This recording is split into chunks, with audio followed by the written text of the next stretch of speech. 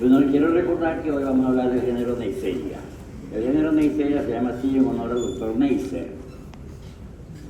Neisser fue un médico que se encargó de aclarar la duda que había con la sífilis y esa enfermedad uretral, la gonorrea. Porque el doctor Hunter, que era un médico inglés, tomó una muestra de secreción de un paciente que tiene enfermedad de transmisión sexual y para demostrar a la Academia de Medicina Inglesa cómo era la evolución de la enfermedad, se inoculó él mismo y desarrolló una infección uretral de pocos días de incubación. Y ahí observaron al microscopio y vieron unas bacterias como lo que vamos a ver ahora. Aparece un granito de café. Y a los pocos días apareció entonces una lesión en el pelo, una llaga, una úlcera, un cháncro. Entonces se creyó que esa enfermedad era la misma, pero que tenía dos formas de evolución, que afectaba a la uretra y luego aparecía un cháncro. La uretra la afectaba a la Neisseria gonorrhea, el cháncro lo producía la sífilis, pero la gente se confundió por el experimento de Hunter. Por eso el chancro de sífilis se llama chancro de Hunter, para que no se nos olvide quién era esa persona. Neisser se encargó de aclarar la situación y demostró que la enfermedad que aparecía de corta incubación era la gonorrea. Y en su honor se creó el género Neisseria, en honor al doctor Neisser. Ese género pertenece a la familia Neisseriaceae. Las especies más importantes son las especies del género Neisseria.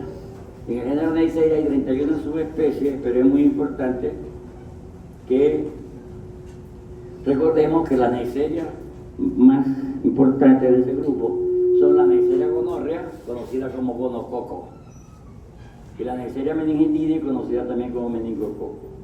Les estoy mencionando esos nombres porque eso quiere decir bacterias redondeadas. Estreptococo, estafilococo, neumococo, son bacterias redondas, son cocos. Entonces por eso es que recordamos el nombre. Meningococo es la Neisseria meningitidis y gonococo es la Neisseria gonorrea.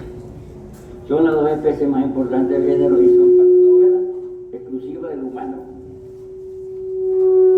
Es decir, no afectan a los otros animales. Hay personas que tienen relaciones sexuales de bestialismo con animales, se llama bestialismo.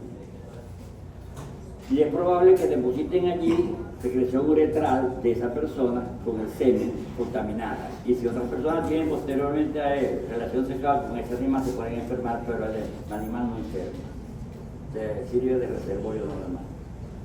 Y reservorio en epidemiología es la fuente donde existe el agente patógeno. Bueno, los organismos típicos son par, diplo. Cuando se dice diplo, diplobacilo, diplococo, etc., son dos cocos que se colorean de color fucsia, es decir, color entre rosado y naranja, que son móviles y que tienen pequeño tamaño, mide 0,6 a una micra, de forma riñonada. Es muy importante conocer esa forma y recordarla, porque aparece un granito de café. Pero los granitos de café son dos, una D y una A al revés. Si ven allá a la derecha, tienen los granitos de café como ejemplo. Todas las especies son oxidasa positivas.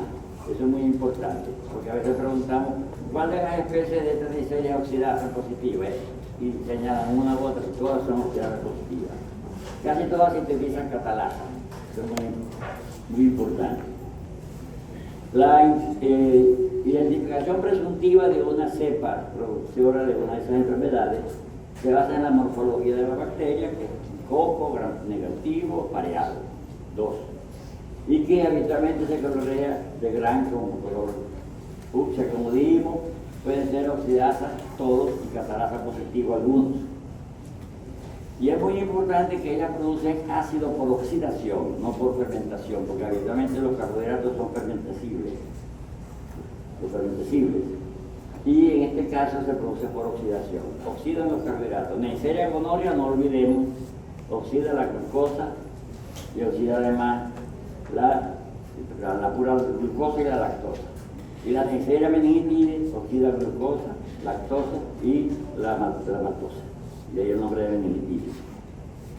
O sea que oxidan los carbohidratos y producen ácido a partir de ellos. Las especies patógenas y no patógenas de género, las que forman la parte de la microbiota normal, las no patógenas, pueden también diferenciarse por su crecimiento en agar sangre y en agar nutritivo. Por ejemplo, Neisseria meningitidis es menos exigente que Neisseria gonorrea. Crece en agar sangre, Neisseria gonorrea no. Y crece variable de manera variable en agar nutritivo, en agar simple. En cambio, la Neisseria gonorrea es más exigente y además es una de las más lábiles. Por eso es que no hay que creer cuando la gente dice que se toma un baño y adquirió gonorrea. O sea, se toma un buque de cubicito y ahí venía un hombre enfermo y ahora se enfermó él, porque la Neisseria esa debe estar ahí muerta. No produce nada. Es muy lábil. Y ahora es muy exigente, no come porcelana, cerámica, los sanitarios, nada. Necesita medio cultivo especial. La Neisseria gonorrea no crece en ninguno de los dos, solo crece en agar chocolate. Es un medio que tiene sangre, pero la sangre se calentó cuando se estaba preparando el medio cultivo y la sangre se puso marrón, se quemó, por eso quiere el efecto de chocolate. Y además otros medios suplementados, ya van a ver cuáles son esos otros medios. La temperatura óptima de casi todas las bacterias que enferman al hombre es 35 a 37 grados. De añadidura agregamos que la fiebre que se nos produce a nosotros es para matar las bacterias. Nosotros tenemos fiebre para matar bacterias, porque ellas se mueren casi todo por debajo de 40 grados. Entonces, para eso se produce la fiebre en el hombre cuando se enferma. Por eso en el hospital donde yo hice mi posgrado decía, no prohibido utilizar antipiréticos, porque eso servía para que el paciente con su fiebre matara las bacterias, pero además para ver la evolución de la curva febril, que la evolución de la curva nos hace el diagnóstico de alguna enfermedad, como la fiebre tifoidea, por ejemplo, la leucemia, por ejemplo.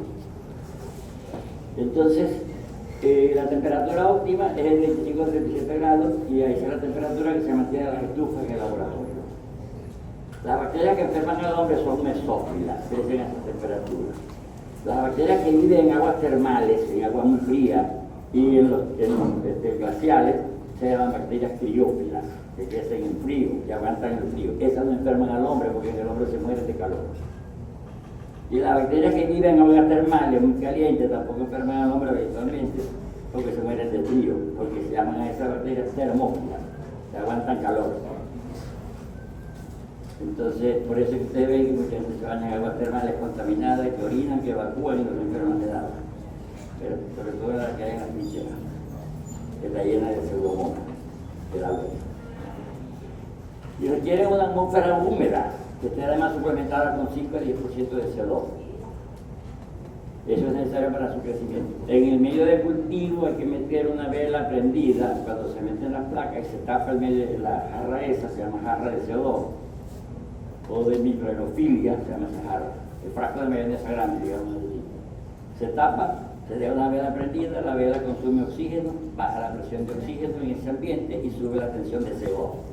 Se requiere 5 a 10% de CO2 para el crecimiento de ellas y otra bacteria que también produce muchas enfermedades de los niños, que es el Haemophilus. Y en el laboratorio usamos ese método para fundamentalmente esas dos bacterias y también para la zona de género Bruselas. Neisseria gonorrea, como ya dijimos, es sensible frente a la desecación, a los ácidos grasos, a la luz solar, al calor húmedo y a muchos desinfectantes. Por eso incluso cuando vamos a tomar una muestra a una mujer de secreción de vagina debemos humedecer el espéculo con solución fisiológica, no con un lubricante que tenga sustancia bactericida, porque de pronto no aislamos la bacteria. Entonces, metida en solución fisiológica.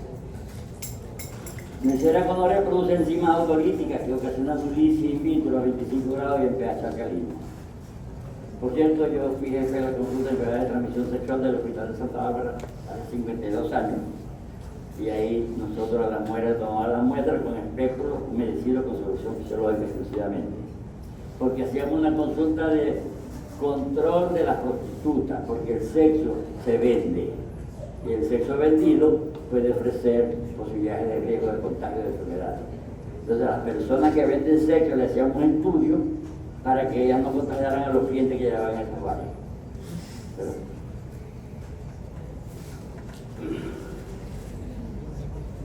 Vamos a hablar entonces de la interior como que es el más importante de la película de hoy, son vitaminas, lo de la derecha. Neisseria gonorrhoeae es antigénicamente diferente. Y quiero decir además que no produce inmunidad, no deja inmunidad. Una persona se enferma hoy, lo tratamos de manera exitosa, y dentro de una semana vuelve a tener sexo con otra persona enferma y se vuelve a enfermar. No deja inmunidad. Lo que existe, que no se existe. Entonces, antigénicamente heterogénea, tiene unos pilis o fibrias. Los pilis de muchas bacterias, los pelos que ya tienen, sirven para adherirse a los epitelios, se llama piliofimbria. Se adhieren a los epitelios. Por eso es que hay técnicas ahora de depilar bacterias para que no enfermen. Pero en lugar de utilizar antibióticos, ya estamos en la era, así como hay la inteligencia artificial, ya estamos en la era donde podemos depilar a las bacterias que están produciendo una infección a un paciente para que no se le pegue a su epitelio.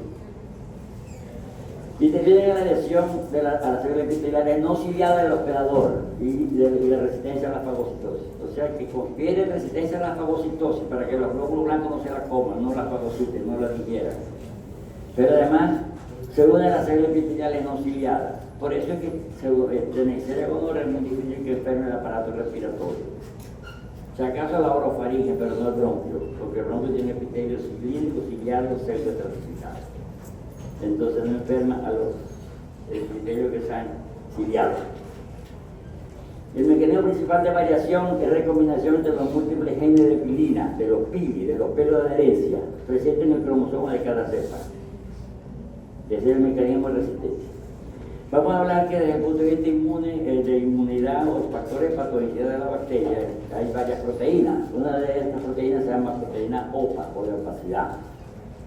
Es una proteína de membrana externa que interviene en la unión íntima a las células epiteliales y fagocíticas. Una cepa de gonococo puede no expresar o no tener o tener una, dos o tres tipos de OPA, pero cada cepa tiene entre 11 y 12 genes para diferentes switches. Eso quiere decir que tenemos muchas posibilidades de enfermarnos en ella. Las células que expresan esas proteínas tienen un aspecto opaco in vitro, y de ahí se llama proteína de opacidad o la OPA, porque en los cultivos se ven opacas. Tienen también una proteína modificable por reducción, le ven ahí abreviada, proteína 3 o RNP. Modifica su peso molecular cuando se encuentra en estado reducido. Antigénicamente la conservan todos los gonococos y se asocia a la proteína POR en la formación de poros en la superficie de la bacteria. Estimula los anticuerpos, fíjense, que interfieren con el efecto bactericida del suero. El suero tiene efectos bactericidas, incluso entre ellos está la inmunoglobulina A, que hay en el suero, la medalla en la superficie, pero en el suero existe, por eso se mide proteína A, G, M, D y E en el suero. Todas esas proteínas que son de tipo inmunogénica, inmunoglobulinas, que están en el suero. Entonces el suero tiene un efecto bactericida contra muchas bacterias y ella tiene la particularidad que estimula los anticuerpos que interfieren con el efecto bactericida del suero. Por eso en algunos casos podemos ver gonococcemia, gonococo en sangre. Y la proteína POR que le forma poros, una proteína integrada de membrana externa que forma poros, lo que permite más nutrientes y salida de productos de desecho en la bacteria. Hay resistencia a la destrucción del suero humano, especialmente los que tienen deficiencia de refracción 3A, 3B y 4B del complemento. O sea, resiste a la destrucción de eso. Los pacientes que tienen fallas en ese complemento son muy fácilmente infectables por Neisseria gonorrhoeae y meningitis. Neisseria meningitis posee dos tipos de proteína por A y por B. Cada cepa de gonococo expresa uno o dos tipos de proteína POR, pero la POR entre cepas diferentes también es diferente, es antigénicamente diferente. Y también tiene un polisacárido, pero que no es poli, sino oligo, pequeño oligosacárido, pequeño polisacárido, le da el nombre de líquido oligosacárido, no la fracción LPS que tiene las bacterias gram negativas, la fracción lípido polisacárida, que es decir, la LPS, que es la endotoxina de las bacterias gram negativas, de Escherichia, de Pseudomonas, etc. Aquí es LOS, pero es un lípido, vamos a decir, oligosacárido. Es antigénicamente diferente, es responsable en gran parte de la toxicidad por las infecciones gonocóxicas porque es una endotoxina. La fracción lípido polisacárida de las enterobacterias es endotoxina, esta también. O sea que es una sustancia tóxica que tiene la bacteria y que se libera cuando se destruye. Porque si se libera libremente durante la célula estando viva, sería una exotoxina que se excreta al exterior. Esa no se excreta, sino que esa la posee la pared celular. Es una endotoxina, forma parte del ento de su propio cuerpo. Entonces, es responsable de la toxicidad porque es endotoxina y le permite un mimetismo molecular. Eso es muy importante porque eso le permite evadir al sistema inmunitario. Es decir, te va cambiando de forma y engañar al sistema inmune. La Yersinia patógena capta hierro, y este es un dato muy importante, porque a veces tenemos un paciente con tratamiento con antibióticos prolongados, por tiempo prolongado, y los pacientes van y se asustan porque el tratamiento con antibióticos le ha producido anemia, y no es verdad. La anemia es un complemento más de cualquier infección de larga data. Un paciente con una úlcera tiene anemia, un paciente diabético que enfermo tiene anemia.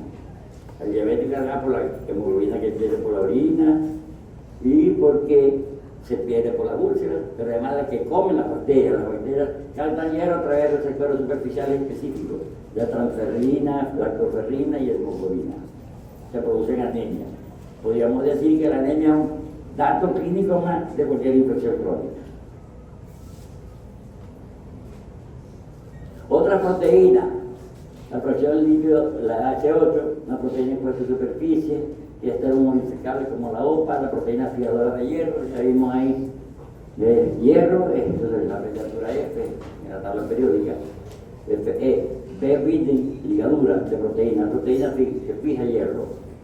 Tiene proteasa de inmunoglobulina A. Eso es muy importante, por eso le permite infectar los epitelios, porque el epitelio está protegido por inmunoglobulina A, el ojo, cualquier epitelio.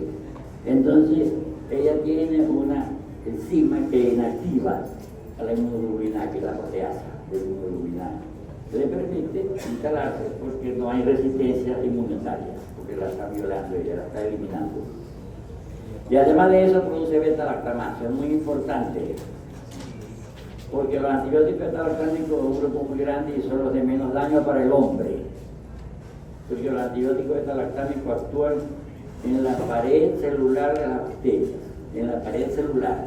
Y recuerden ustedes, ninguna célula del hombre tiene pared celular. O sea, ninguna célula del hombre le afecta a los beta-lactámicos, ni penicilina ni cefalosporina. Puede ser que el niño sea alérgico, pero no que le afecte la pared, para producirle anemia, porque está rompiendo los glóbulos rojos y nada de eso, porque no tenemos pared en nuestra célula.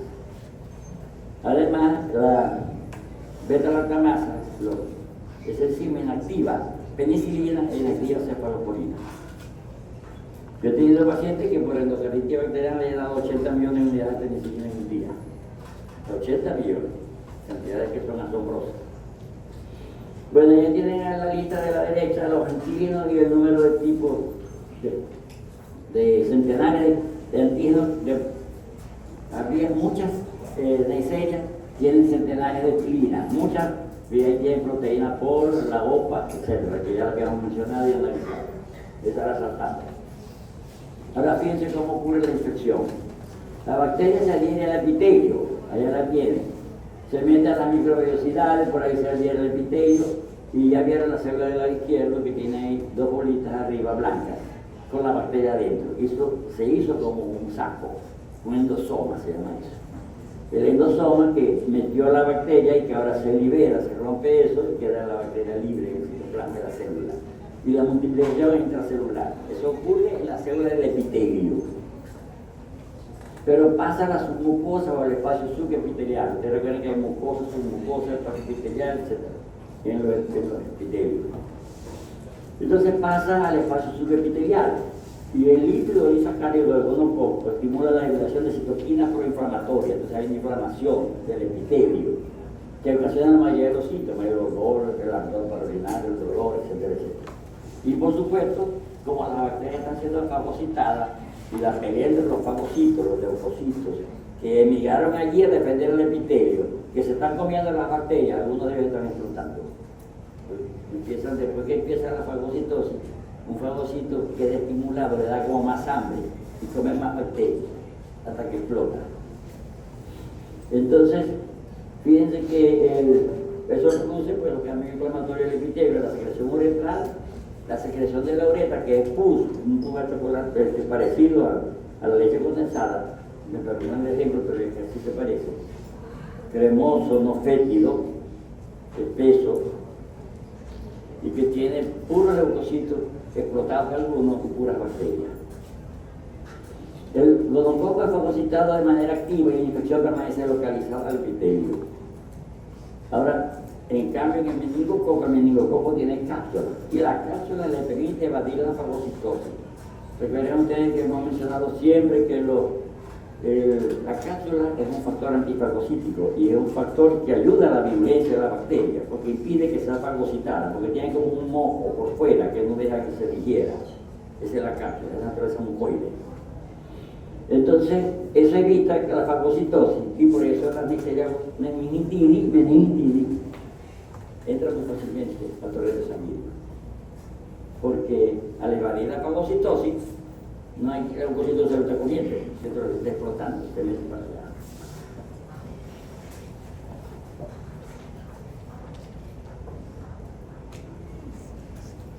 Ahora, la probabilidad de adquirir gonorrea después de un contacto sexual varía. Las mujeres tienen más o menos 50% de chance de enfermarse por cada contacto. Dos contactos con dos pacientes con gonorrea, uno seguro la va a enfermar, porque le está depositando material allí, semen con bacterias, que arrastraron las bacterias que estaban en el epitelio. En cambio, un hombre es más difícil que se enferme de una mujer enferma, porque es más difícil que le penetren las bacterias a su uretra, aunque ella las tenga en su cuello uterino. En el hombre la posibilidad es menor, 20%, pero hasta 50% de las mujeres que están infectadas tienen infección leve o asintomática. Por eso se justifica la consulta de prevención en las mujeres que venden sexo. No sé qué nombre le vamos a poner, sí, pero esas mujeres que venden sexo, ¿verdad? Comercializa y el sexo, aunque algunas la hacen grande.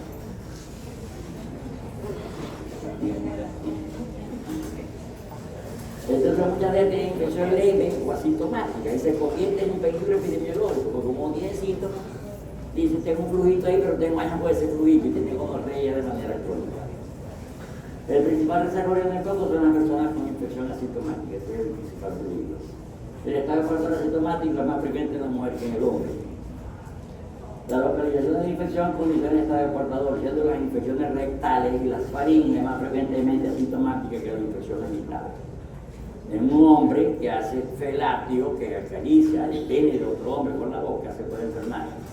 Y habitualmente lo que tiene es la carrasperita, pero no tiene secreción, como la tendría en su uretra. Y también en el mismo ejemplo con una mujer.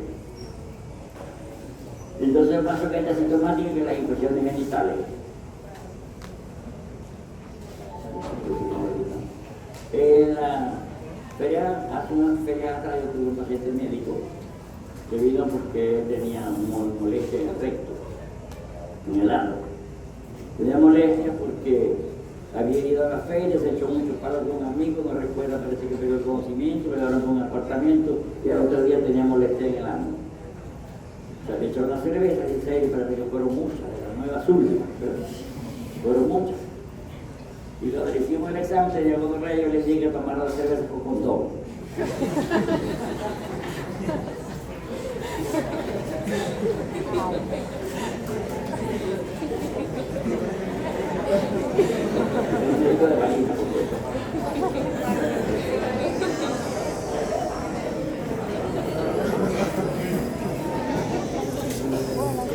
Bueno, y ahí tenemos ahora, vamos a decir, la posible localización de la infección por Neisseria gonorrhea.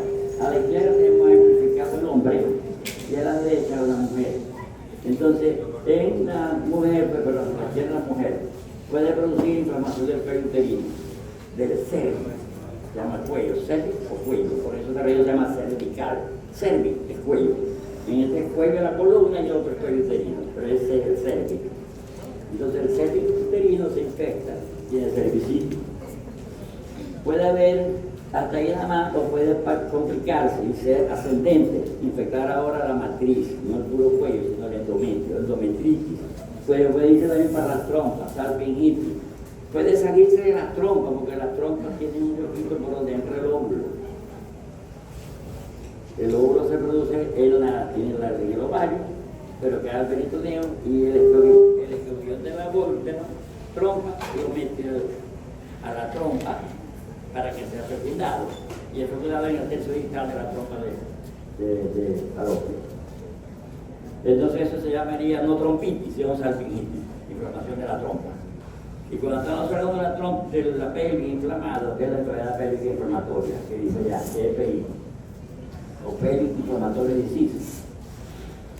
Ahí tienen ustedes debajo, la salpingitis y la enfermedad inflamatoria de la pelvis. Eso se asocia con muchas complicaciones tardías, si la mujer no es atendida, porque eso puede producir obstrucción de la trompa por inflamación y puede producir infertilidad. No pasa el espermatozoide para fecundar allá los óvulos. O puede incluso ser fecundado, pero una vez que crece y crece no puede pasar, porque hay fibrosis y crea un embarazo ectópico. Esa es una de las principales causas de embarazo ectópico. Que existe una salpingitis que no puede tratar. En el hombre puede producir uretritis aguda, que es lo más frecuente, fíjense en azul, puede ser asintomática, puede haber complicación local que abarque el epidídimo, que abarque el testículo y que abarque la próstata. Por eso que nosotros, todos los pacientes que tienen antecedentes de hipertrofia prostática, le preguntamos si han tenido enfermedades de ese tipo. Hipertrofia prostática. Y otras infecciones que pueden ser en ambos, puede ser infección diseminada, con erupción, puede haber meningitis, que es muy raro. Yo no he visto ningún caso de meningitis por meningococo en 52 años. Puede haber endocarditis y puede haber artritis.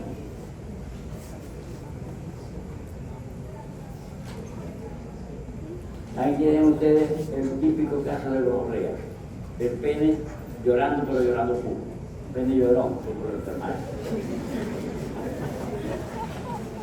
A los 2 o 3 días del contacto sexual, 5 días máximo ya aparece la secreción. En el hombre se retiene la uretra y se caracteriza por descarga uretral purulenta, uretral, de uretra, no de uretra, y dificultad para orinar, disuria. Aunque son raras las complicaciones, puede ocurrir, ya dijimos, epididimitis, prostatitis y abscesos periuretrales. El sitio primario de infección en la mujer es el periuterino, porque es la punta del glande. Y además tiene que coincidir el huequito de la uretra con el orificio del cuello para que pueda entrar el semen.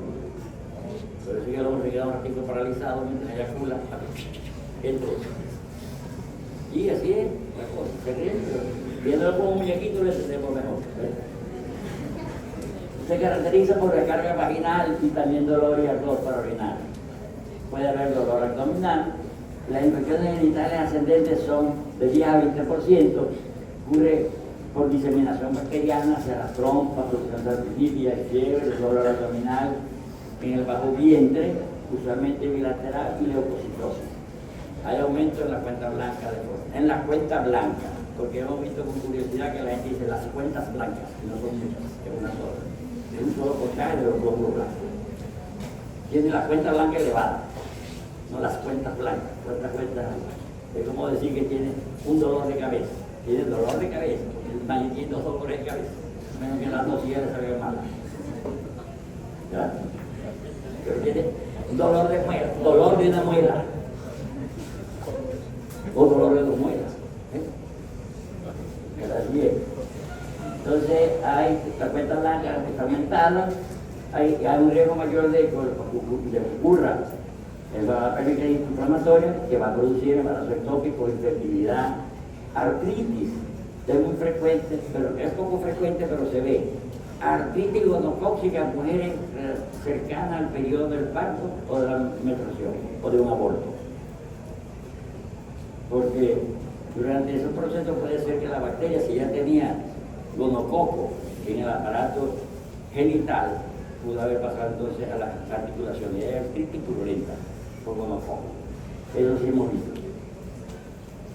Gonococcemia, que pasa en la sangre, muy raro, 1 a 3% en mujeres infectadas sin tratamiento y en menor porcentaje en los hombres. Porque en los hombres prácticamente la infección se localiza al puro epitelio de la uretra. prácticamente. Puede haber fiebre cuando hay la gonococcemia, pasa la bacteria a la sangre, poliartragia de varios sitios, migratoria, artritis supurativa, tiene puja dentro, caliente, en las muñecas, en las rodillas, sobre todo en las articulaciones grandes. Muñeca, rodilla y tobillo. Hay un exantema como una erupción en la piel, petequia, un tirado hemorrágico, pero no hay en la cabeza ni en el tórax. Cuando hay bacteriemia puede ocurrir endocarditis, meningitis, pero la más común es la artritis purulenta en adultos. O sea que es poco frecuente que pase a la meningitis por lo que fue meningitis. Otra enfermedad que puede producir la Neisseria gonorrea. Una que es una complicación donde hay afectación hepática, porque la gonorrea pudo caer al peritoneo y meterse a la área perihepática. Y la perihepatitis, de la inflamación de las zonas vecinas al hígado, de perihepatitis, se llama eso síndrome de Stiff-Hooke-Cortis. Este es un síndrome en el que hay conjuntivitis purulenta, que el paciente posiblemente se pasó los dedos por los ojos y se contaminó los ojos. O puede haber también conjuntivitis en el recién nacido cuando pasó por el canal del parto de una madre enferma. Puede haber gonorrea no rectal y faringitis por gonococo, los pacientes que tienen prácticas sexuales orales o rectales. Sin tratamiento puede producir ceguera la conjuntivitis del adulto, aunque es más frecuente que sea más peligrosa y más agresiva la del niño. Por eso es por lo que se propuso por el doctor Credé una técnica de echar un antibiótico en la botica del recién nacido para evitar que si se contaminaba durante el canal del parto no le proliferara la bacteria. Se utilizó durante mucho tiempo nitrato de plata. Hoy día el nitrato de plata es algo tóxico y se ha cambiado por penicilina o por eritromicina. Y se llama eso la técnica del buen Credé. Credé era un ginecólogo y entonces diseñó esa práctica para evitar que los niños se enfermaran de gonorrea. Pero Credé también propuso que cuando la mujer estaba pariente y no avanzara el parto, se le pusiera la mano por arriba de la barriga y se apretara contra la cama, ¿verdad?, para aumentar la presión, y ahí que obligara al niño a salir. Muchas veces se produce ruptura uterina, y se llama eso la técnica del mal Credé. Ese es el mal Credé, o sea que ahí se equivocó Credé.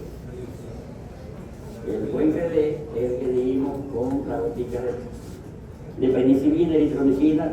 Todavía usamos en alguna parte el nitrato de plata, porque la plata es un metal pesado, pero que es muy bactericida, igual que el mercurio, son bactericidas. Por eso hay muchas pomadas que tienen plata. Lo que pasa es que le agregaron sulfa, en especial a los cubanos, sulfa y acina de plata. Entonces, esa es muy buena por la plata, pero muy mala porque tiene sulfa y da mucha alergia. ¿Cómo van a recolectar la muestra? Va a depender de la zona que tiene el paciente enfermo, del sexo, de las prácticas sexuales, si es homosexual le vamos a buscar por atrás, ¿verdad?, si es, etcétera, etcétera. Las muestras deben ser recolectadas con hisopo de acromo de rayón, porque cuando se utiliza hisopo de algodón, el algodón tiene aminato de calcio, que se puede inhibir el crecimiento del gonococo. Sin embargo, si la tomamos con el hisopo de algodón, el común, podría servir porque habitualmente utilizamos para la secreción de electro en medio que se llama medio de transporte de amil, que inhibe esa acción. El medio de amil. Instrumentos utilizados para facilitar la recolección de la muestra deben ser humedecidos con solución fisiológica y no con sustancias espermaticidas. Ese es un diagnóstico que no se pega. Eso lo hace hasta el auxiliar del laboratorio. Sin menoscabo ni siquiera para ofenderlo a ellos, pero es muy sencillo. El paciente tiene 3 o 4 días que tuvo sexo con una persona no conocida, que ahora tiene el pene llorando, ¿verdad? Que le hacemos un brote y vamos a ver que hay una secreción uretral purulenta, que tiene muchos leucocitos, y le voy a mostrar.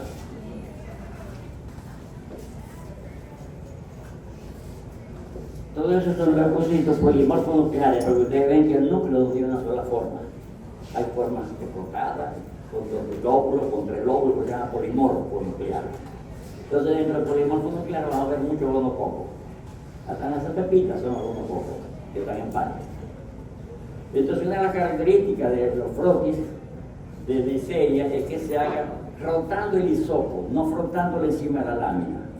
Lo colocan y le dan vuelta, para que queden las células dispuestas en capas. Porque puede ser que en un lazo echen la célula y en otro lazo le coloquen arriba el ovocito. ¿Verdad? De otro no, polímero nuclear.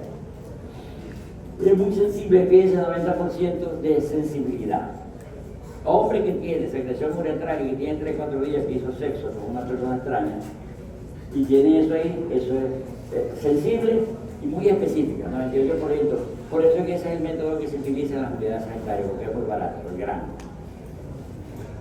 En niños no sirve, porque algunas veces pensamos que la niña tiene gonococo en la vagina, porque hay otras neiserias que son de la microbiota, neisseria zika, flava, flavense, neisseria lactánica. Hay muchas neiserias que son parte de la flora normal de la garganta y de la vagina. A mí me han llegado niñitas para que les haga estudio de vagina porque creen que las violaron porque tienen neisseria en la vagina. Porque si es gonorrea, es indicativo de violación. Pero si no es gonorrea, eso es normal que lo tenga.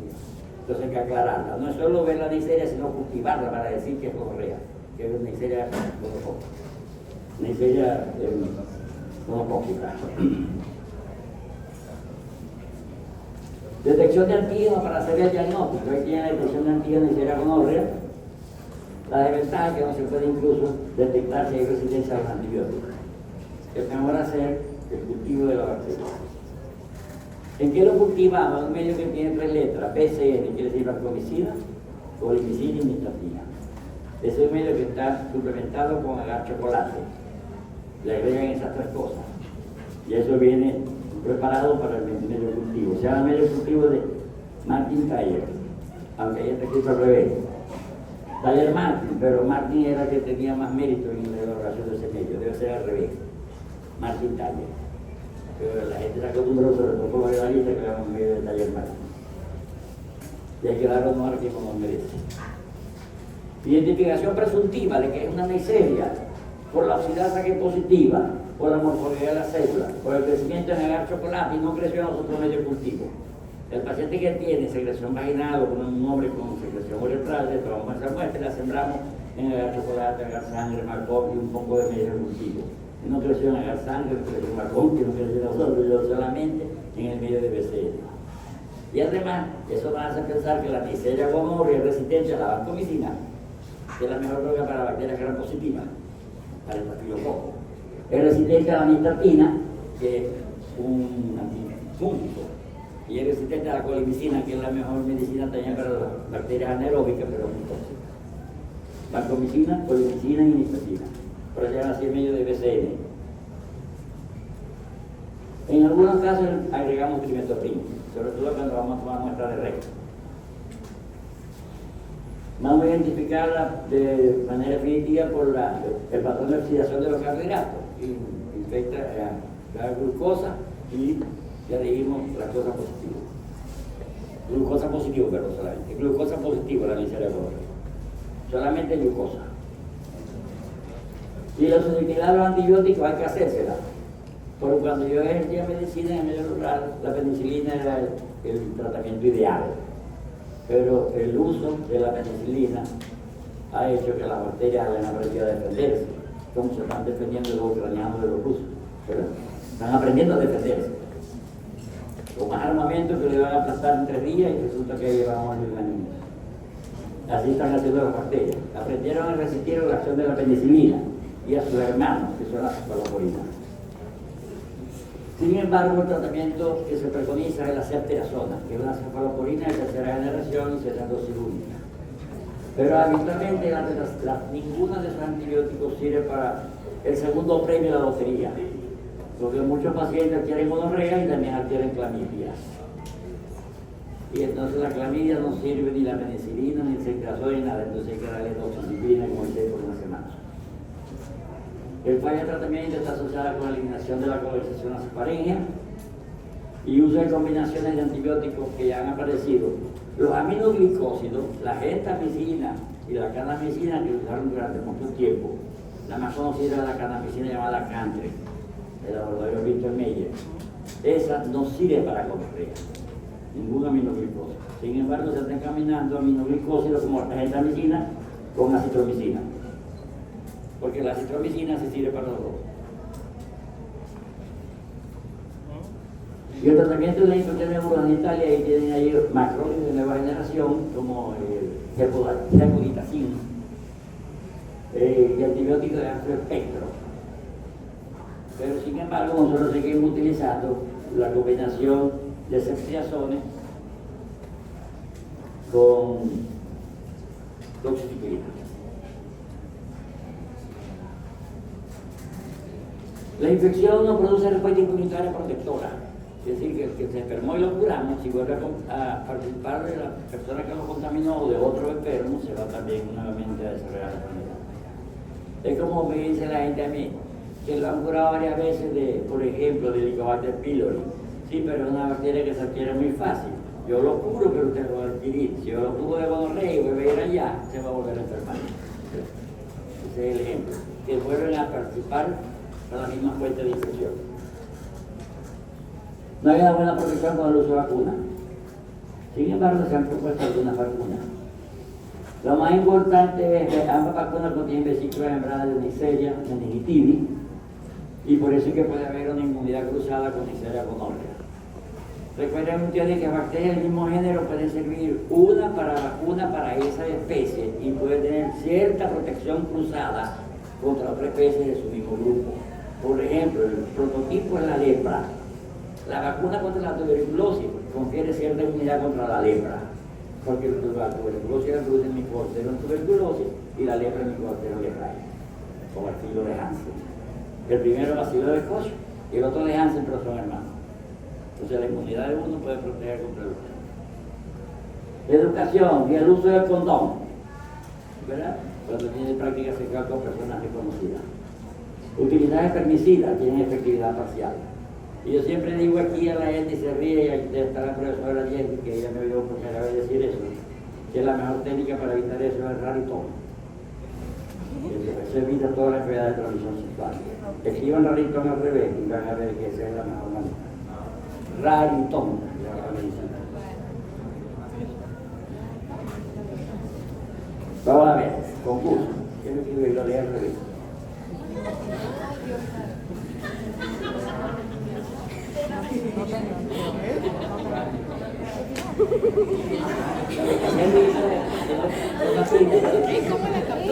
No tirar. No tirar.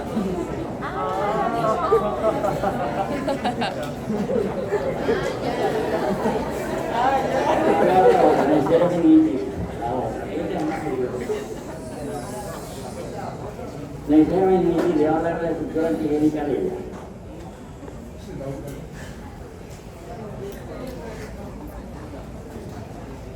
Neisseria meningitidis. Desde el punto de vista de su estructura antigénica, dijimos que tiene una cápsula que la protege de la fagocitosis. Neisseria meningitidis la puede tener entre 1 y 3% de las personas en su garganta, una normal, sin producirle nada. Pero es una bacteria de obligación de testaje en los pacientes que trabajan con público, los que trabajan en bancos, los maestros, ¿verdad? Porque pueden contaminar a otras personas y hacer que aparezcan epidemias. Porque mucha gente la tiene en su garganta y anda normal, tranquilo. Pero anda, como decir, encaramado en un barril de pólvora. Cuando menos se percata, se le va por vía sanguínea la meninge, o se le da por vía de la lámina cribosa del móvil, luego le viene la nasofaringe. Y atraviesa la lámina cribosa del piso del cráneo y se va para allá. Los receptores específicos para los pili permiten la movilización de la nasofaringe, la tiene ahí de gente. Y la endotoxina lípido A es responsable de la mayor parte de las manifestaciones, también tiene un lípido A, que es como que tiene la enterobacteria. Se han identificado 3 grupos de Neisseria meningitidis, de acuerdo al polisacárido capsular. Los más importantes son el A, el B, el C, el Y y el W135. Ahí los tienen todos los más importantes. Pero los 4 primeros, A, B, C y W135, son los más importantes. Y contra eso protege la vacuna. Los diferentes tipos de proteínas de la membrana interna, la proteína POR, permiten la clasificación del tercer tipo. Y son el 2 y el 15 son los que producen habitualmente enfermedad epidémica. Puede haber portadores en la población general, pero Pues si se contaminan con el bajo aquí, se aparece una epidemia. Y la proteína OPA, la C5, tiene también un lípido polisacárido, desde el punto de vista de su antígeno. Otra vez. El único operador de la Neisseria meningitidis es el humano. Ya dijimos que son bacterias que solo causan la enfermedad en humanos, gonorrea y meningitis. Neisseria meningitidis o meningococo. A veces lo llamamos con el nombre meningococo para que no se olvide que es un coco. Pero que además es gran negativo, y contra los gran negativos, la penicilina en general es mala, porque la penicilina es un antibiótico de espectro reducido. Eso quiere decir que sirve solo para granos positivos. Entonces tiene espectro reducido. Cuando son de amplio espectro, sirve para los dos espectros, para positivo y para negativo. El único operador natural es el ser humano, y la puerta de entrada es la nasofaringe. Ahí la tiene mucha gente, le produce molestias, de pronto se va a un paseo, se bañó en un tanque por allá por la cañada, y no tiene nada que ver con el tanque ni nada que lo adquirió por allá. Se resfrió un poquito y ahora vino un agüito, un poquito ahí, y de pronto se le fue la Neisseria. Y así pasa. Los pacientes van muy sanos el viernes a una granja y regresan el sábado de la mañana o el lunes o el domingo con fiebre y con convulsiones. Desde la nasofaringe los organismos pueden alcalizar la circulación sanguínea produciendo bacteriemia. De la bacteriemia la complicación más frecuente es la meningococcemia, la meningitis. La meningococcemia, que es muy grave, no es lo más frecuente. Vale la pena decir, la poliomielitis, que no tiene relación con esto, es una infección que afecta a muchos niños. Les da borrachera, porque les produce encefalitis, polio, pero muy bajo número que da con secuelas, con parálisis facial. Se enferman mucho. De 100 que se enferman, 2 o 3 son los que hacen parálisis. Igual es aquí. Muchos de ellos se enferman y muchos de ellos hacen bacteriemia, pero muy poco hacen la meningococcemia, o sea, la bacteriemia por meningococo grave. Porque hay la bacteriemia meningocóxica y la meningococcemia, que cuando hay síntomas atribuibles al meningococo en la sangre, como ya veremos ahora cuáles son.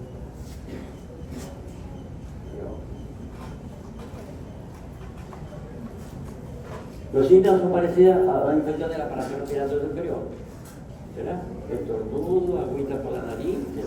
Y de pronto aparece la fiebre alta y las convulsiones. La meningococcemia es fulminante, meningococo en sangre.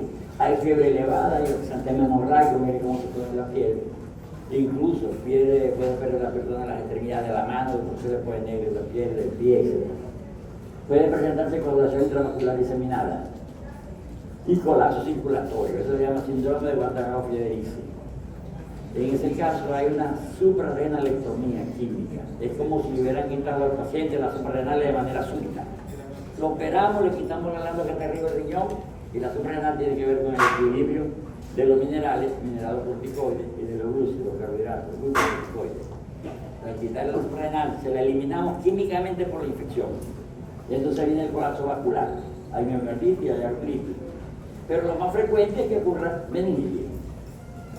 La complicación más frecuente es la meningitis.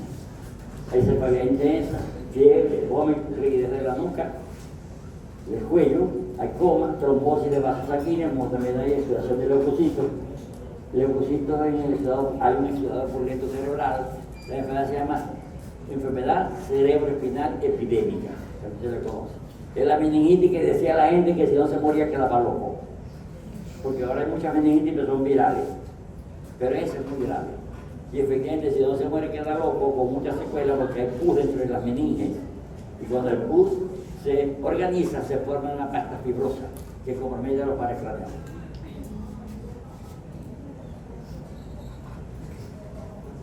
Otros síntomas pueden ser neumonía, artritis y uretritis, muy raros. El mecanismo por el cual el paciente que está en infección asintomática en la nasofaringe pasa a la meningococcemia no se conoce. Puede ser que de pronto hubo, por ejemplo, licor, y el licor, así como produce borrachera del líquido, también produce borrachera de los glóbulos blancos, lo pone lento, etc. El licor está asociado a eso.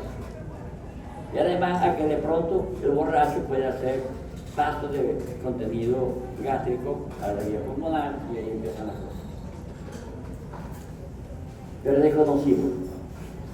Puede prevenirse eso mediante la utilización de sueros bactericidas frente al serotipo que esté predominando o infectando la comunidad. La bacteriemia es favorecida por cuando hay poca inmunoglobulina M o inmunoglobulina G, que son bactericidas. Cuando hay poca inhibición bactericida del suero, por bloqueo de la inmunoglobulina A o por deficiencia de los factores del complemento C3b y C4b. Ya dijimos eso anteriormente. Cuando hay disminución de esas deficiencias, es un elemento del complemento. ¿Cómo hacemos el diagnóstico? Lo mismo, microscopía y cultivo, líquidos cefalorraquídeos. Y ahí vamos a ver, igual que en la uretra, exudado inflamatorio con polimorfos nucleares, porque es un exudado agudo, con los leucocitos que tienen adentro las bacterias. Y además hay otros datos de la meningitis, de la gluconaquia, la glucosa en el líquido muy baja, las proteínas muy altas, etc.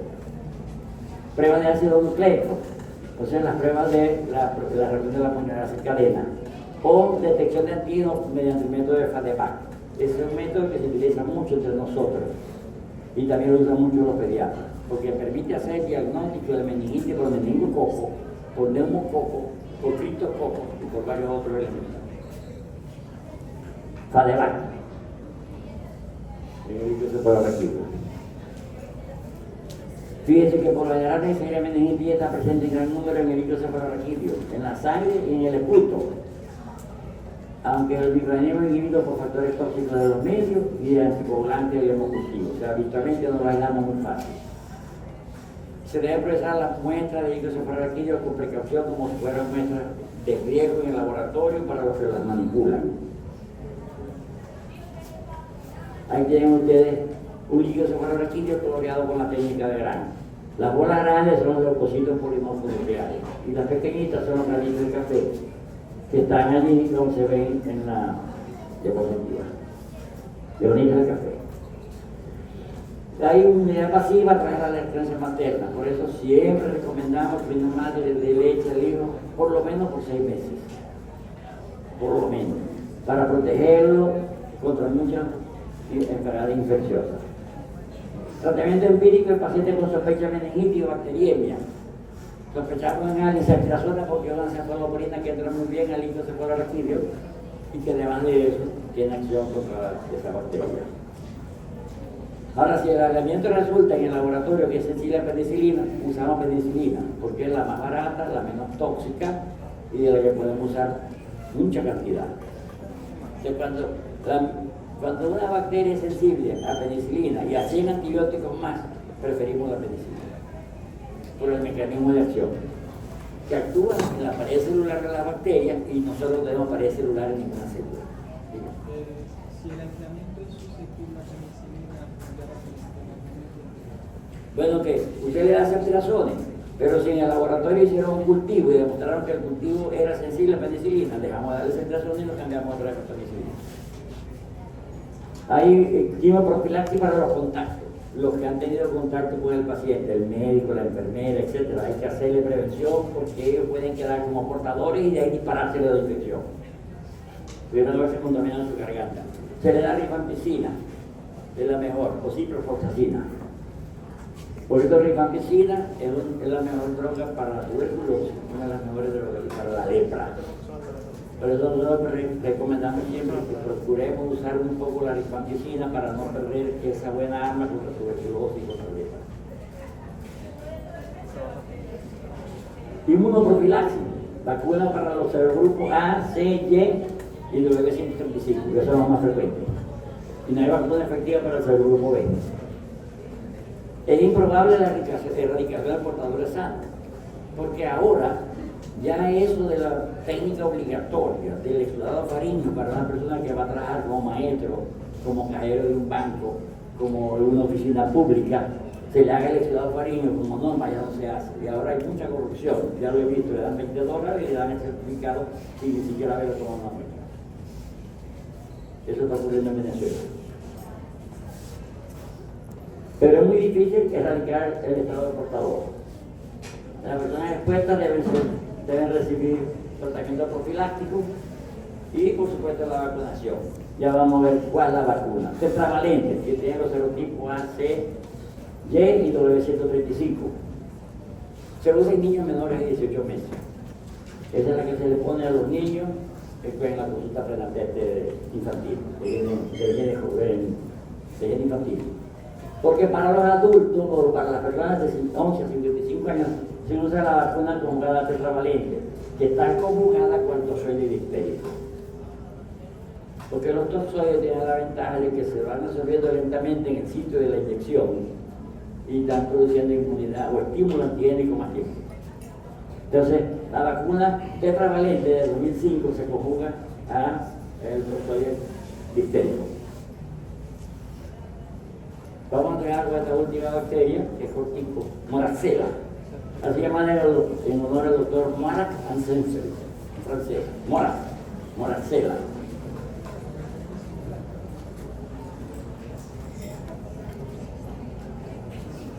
Pertenece a la familia Moraxellaceae. El género más importante es el género Moraxella, que tiene 22 especies. Y de esas, la más importante es la Moraxella catarrhalis, que en algunos libros la verán ustedes como Branamela, porque justamente se demostró que el que tenía más mérito era Morax, y entonces no podemos dejar a Morax de un lado, sino que lo recordemos siempre poniéndole el nombre de esa bacteria. El que tiene mérito es él. No se llama Branamela, sino Moraxella. Es el miembro de la microbiota. Piense que lo tiene 40-50% de los niños en edad escolar. Puede formar parte del aparato respiratorio superior, fíjense, mínimo 4 o 5 de cada 10. Pero ocasiona infecciones en pacientes oportunistas, con infecciones oportunistas en pacientes inmunocomprometidos. Pacientes que están sufriendo de asma, de rinitis alérgica.